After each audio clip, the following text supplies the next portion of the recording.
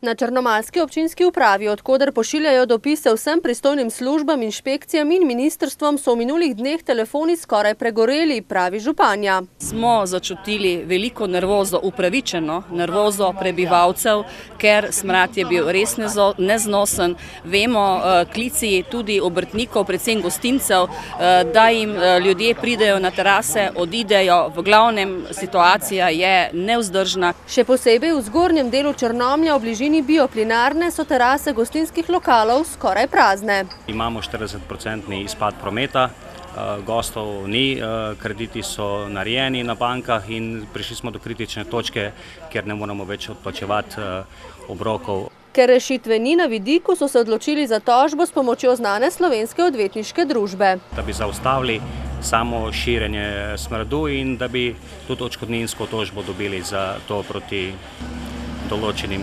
povzročiteljem. Razburjeni so tudi vsi, ki delajo v zgornjem delu mesta.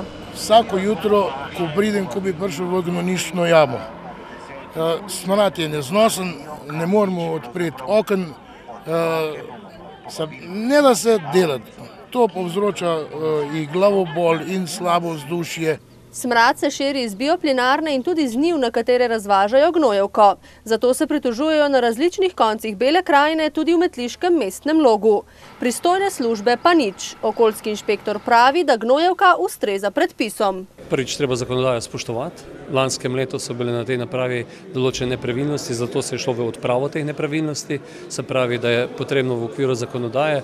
Predvsem pa mislim, da bomo morali biti v prihodnje zelo pozorni glede samih lokacij, kje se bodo takšne lokacije dovolile in pa pri bioplinarnah tudi o velikosti teh bioplinarn. Bogovič se namerava na to temo sestati s črnomaljsko županjo, kdaj pa ni povedal.